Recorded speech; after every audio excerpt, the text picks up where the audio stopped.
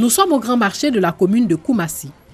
Ici, l'insalubrité règne en maître.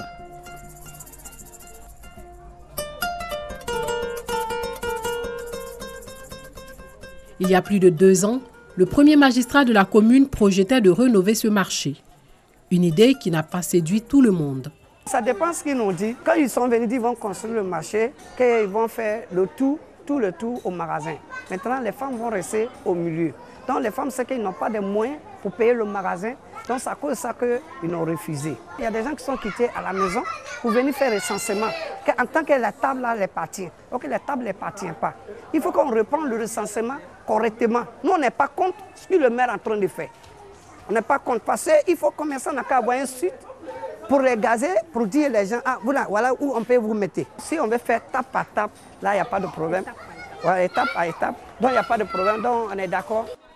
Il y a quelques semaines, la charpente du côté nord du marché s'est écroulée.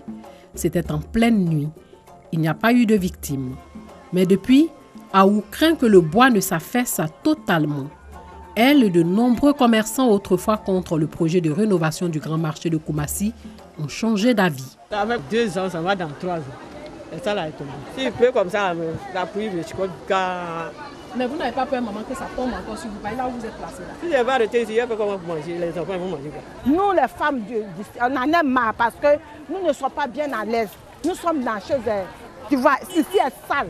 Nous voulons qu'on casse parce que quand nous voyons dans toutes les communes, tout le monde a une nouvelle chose, un nouveau marché, sauf Koumassi. Quand il pleut même, on ne peut rien faire. Nous ne voulons pas ce marché encore.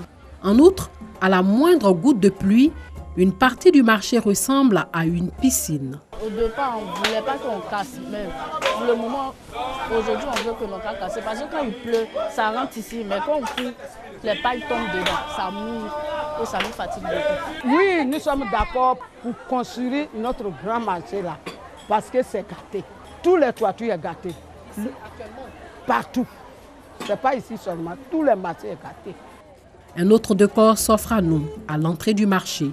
La fumée des véhicules se mêle aux poissons frais, une menace pour la santé des populations. Un peu plus haut, ce côté du toit du marché sert de dépotoir.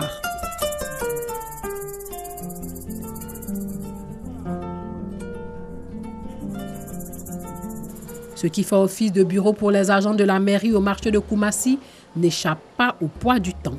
Gros trous dans le plafond, fils qui pendent et murs fortement délabrés cohabitent. Après le marché, nous avons rencontré le premier magistrat de la commune de Koumassi qui se prononce sur la question.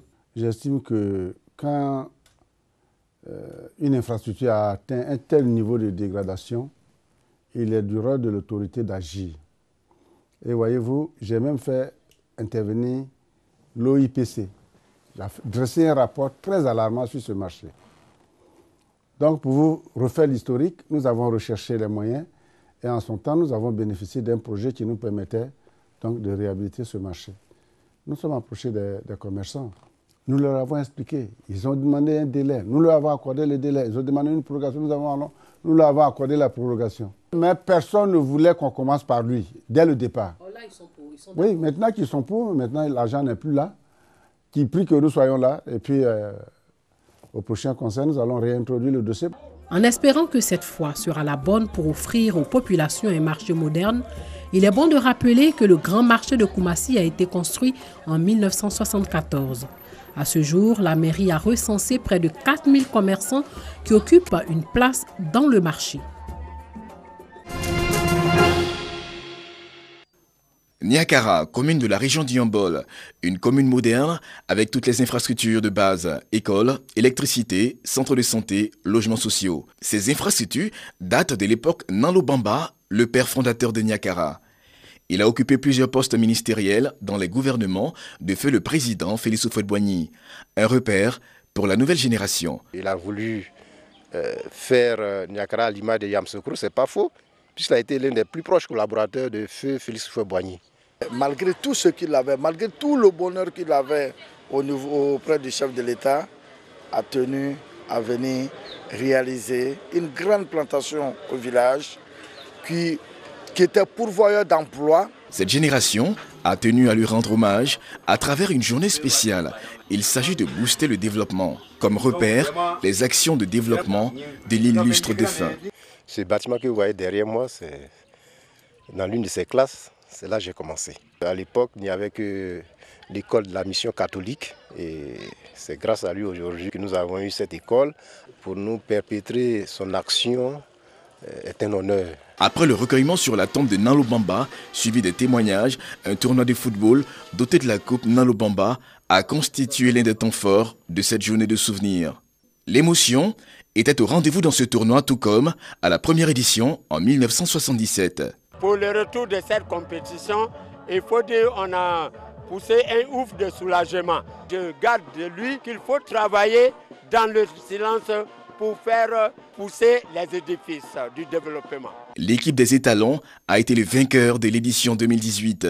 Nalo Bamba est décédé en 1984.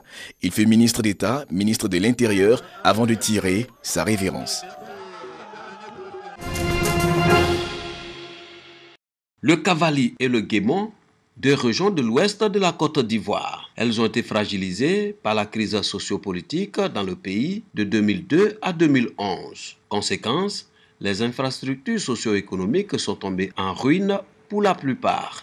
L'Union des cadres Oué pour le développement du Guémon et du Cavali veut apporter sa pierre à la reconstruction de leur région. Contribuer d'abord à la cohésion sociale dans les régions du Cavali et du Guémon, aux côtés de l'État, mener des études au niveau de tous les aspects de la vie sociale, c'est-à-dire le foncier, l'agriculture, les migrations, la culture et les traditions, le tourisme, le transport, remettre ces études-là aux décideurs nationaux et aux développeurs régionaux, que sont les conseils régionaux, et travailler en synergie avec les représentants de l'État.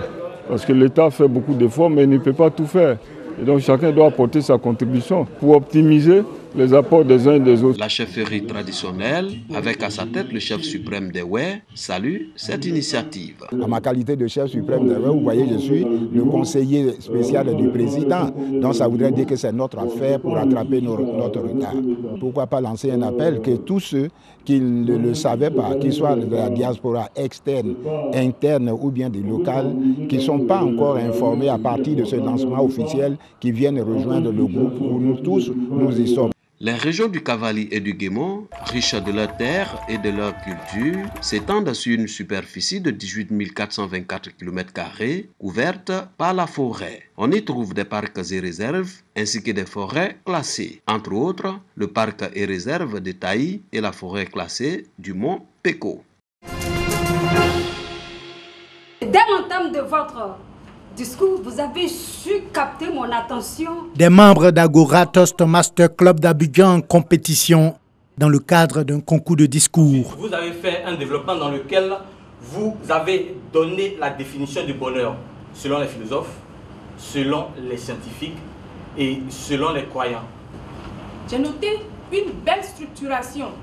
Vous aviez une introduction, un développement, une conclusion qui était clairement disposée. Occasion offerte aux membres de ce Toastmaster d'acquérir l'expérience de s'exprimer en public et à l'auditoire d'observer des orateurs expérimentés à l'œuvre. Les gens avaient tendance à faire de moi leur chef, leur présidente d'organisation, du fait de mon dynamisme. Mais chaque fois que je cherchais à faire un discours, je me rendais compte que j'avais du mal à structurer ce discours et finalement je ne disais pas tout ce que je voulais dire. 8 ans après, lorsque je regarde derrière moi, j'ai à mon actif plusieurs maîtrises de cérémonie, dont une en Afrique du Sud, devant 3000 personnes. On parle, on dit beaucoup de choses, mais ce que nous disons doit avoir un sens. Et c'était vraiment ça mon problème. Je sentais que je ne donnais pas de sens et de percutant à mes interventions. Et c'est pour cela que j'ai rejoint Agora Toastmaster. J'ai voulu améliorer ma variété vocale, qui était vraiment un frein pour moi pendant mes présentations au travail. Et je pense qu'avec Toastmaster, j'ai pu l'améliorer. Je vous suggère mieux s'exprimer en public, développer son leadership et sa capacité d'écoute. Voici entre autres les aptitudes qu'Agora Toastmaster Club d'Abidjan développe chez ses membres. L'organisation Toastmasters m'a apporté essentiellement 2 choses. La première, c'est l'écoute. Depuis que je suis Toastmasters, je me surprends à être plus patient, à écouter mon interlocuteur dans tous les milieux. La deuxième chose que Toastmasters m'a apporté, c'est le goût du service. Parce que vous ne pouvez pas être dans une organisation comme celle-là et rester dans votre coin. Agora Toastmaster Club d'Abidjan existe en Côte d'Ivoire depuis plus de 20 ans et compte près de 500 membres.